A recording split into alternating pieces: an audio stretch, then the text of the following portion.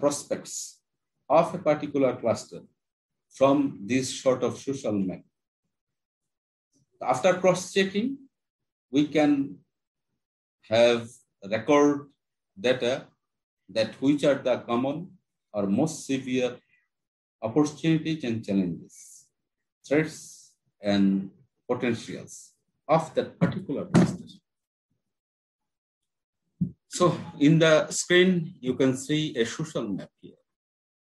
In this map, we can see the residential areas, we can see the administrative areas, we can see the factory areas, we can see whether the roads are there or not, what types of industrial utilities are there or not. So all these maps could be drawn by 5 maps could be drawn by the 5 particular groups of apps. In the same process, we can also request the groups, respondent groups, to draw this problem tree by that particular individual groups. And this, if we can request them to draw problem tree for 5 or 10 problems, then we can get the causes of the problem, the background. It could be technological problem. It could be inappropriate process. It could be inferior quality. It could be absence of skills level. All these will lead us towards inferior quality of products. So cause were technology, inferiority, inappropriate process, absence of skill level, and quality of raw materials, but all these causes results into a problem that is inferior quality. And its effect is unable to get standard certification, or the competitiveness of that particular product will be less in the market. So here cause is inappropriate technology, troublesome machineries. Effect is less market access or lower productivity or lower sales volume.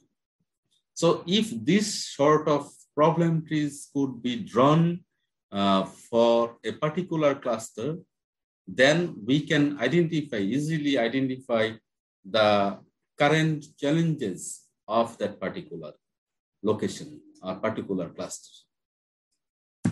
So if we can identify the challenges, then we can also have drawn this sort of resources. What are the resources available there currently? So in the resource map of a agro-processing, agribusiness cluster, we see here in the left side, the seed nurseries, fertilizers, farm equipment sellers, storage facilities, irrigation technologies. So all these are the facilities have impact in growth or processors, agro-processors, then government development agencies, educational institution. Then we have crop processing equipments, transportation facilities, package services, public relation or advertising agencies, specialized publications, and financial services. So all these sort of, if we can draw a resource map of a cluster by the respondent of that particular FCT, then we can have the available or potential resources of that particular clusters. So now we have in our hand the primary information of cluster, primary information of the enterprises, primary information about the challenges and opportunities, primary information about the resources available. So we can easily draw a logical framework for cluster development. So what are the instruments we need to draw the logical framework? In the logical framework, to design a development intervention, we can start from an assumption. The risk, the problem, we identified through the problem tree. So all those problem has been identified, then we can offer activities to overcome those problems, to solve those problems. So we can also identify inputs required to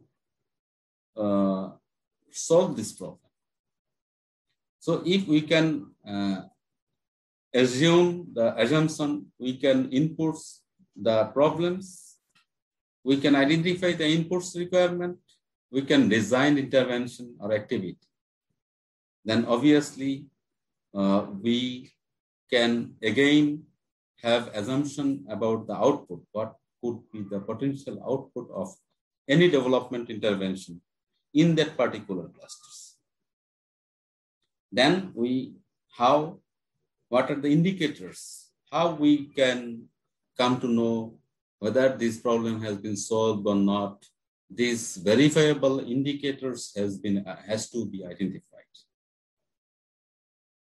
After identification of indicators, then we can have idea, generate about the outcomes of each of the activity. In the outcome phase, we need verifiable indicators and process.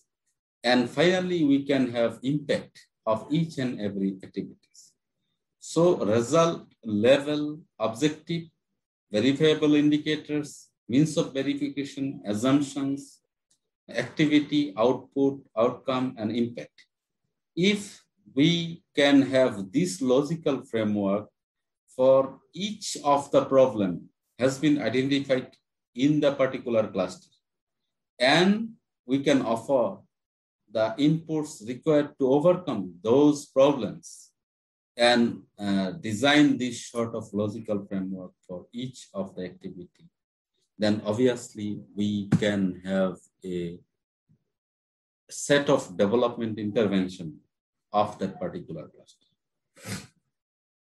Thus, we can design development activity interventions. So what could be the potential development intervention of a cluster? Number one is capacity building of entrepreneurs, professionals, managers, technicians, levers, and in respective fields.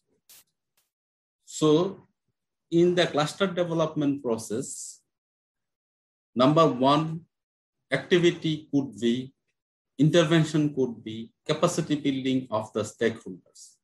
Capacity building not only requires for levers, but capacity building may be required for the managers, for the owners, for informed decision making. Then selection of appropriate technology and adopting those technologies for clusters.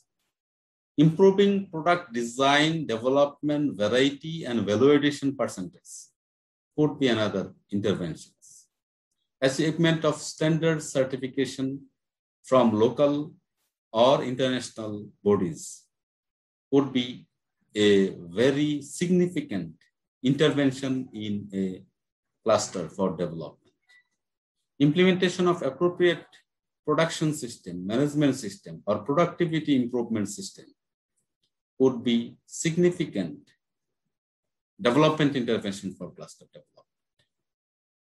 Linking the clusters with local, national, and international value chain would be another important development intervention. Then in the designing phase, we may consider sustainability of networking among national and international buyers, capacity